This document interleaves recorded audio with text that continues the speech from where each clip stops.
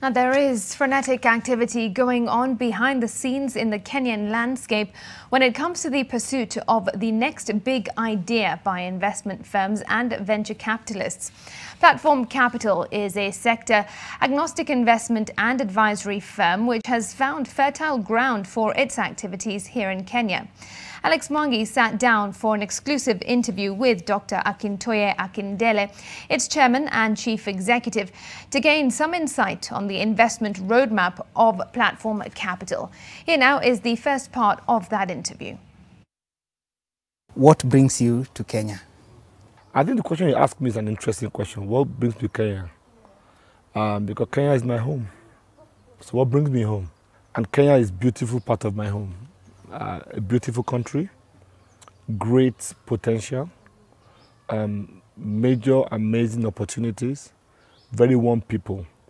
So what brought me back to this part of my home is to see my fellow brothers and sisters, to touch again the beautiful Kenya, to see and play my role in how we galvanize and bring the continent together as one.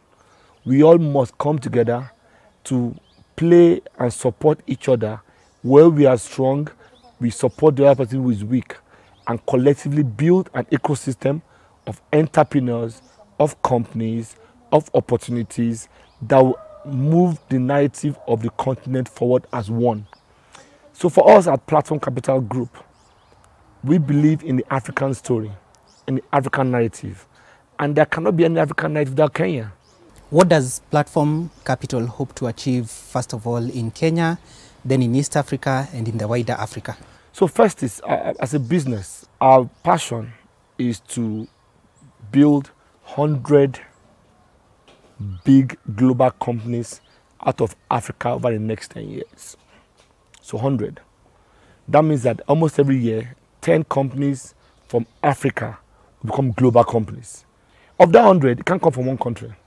Right, that can follow by the continent. For us to be a well-rounded continent where everybody is together. Otherwise, if you have one country that's very successful, others are poor, what we have migration to one area. We must decentralize. We must democratize economic development, where almost everybody is playing his own part. And for us to have 100 global companies, if you take a ratio of 5 to 10% success, that means we must do over 1,000 companies, invest in over 1,000 companies.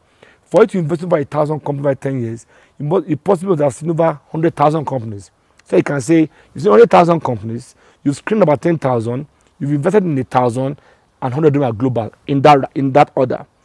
So for us here, our ambition in Kenya is for the next 5 years to invest in 100 companies.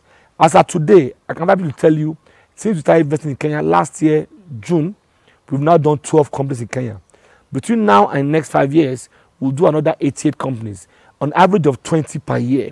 In East Africa, out of that 1,000 companies we invest in, we want to do 250 in East Africa. Per region, 250 in East Africa, 250 in West, 250 in North, 250 in South. Of course, Central Africa is in between there, and we'll take a piece of all of that. And that's our ambition. We're looking for entrepreneurs who have ideas that can scale globally. And Kenya is a major source of that in East Africa. Our unicorn program in Kenya today has people from Congo in the class. It's not just Kenyans alone. So the program will bring the best and brightest in East Africa to 3 months incubation. We pay them a salary while they're here. So they just live their business. Pay them a salary. We feed them. We educate them. We nurture them. If we spend a lot of money per company, because we are not just incubators. What we offer them is not incubating or accelerating. What we offer them is we offer them co-founding, venturing, how to do their business models in a way where it's global.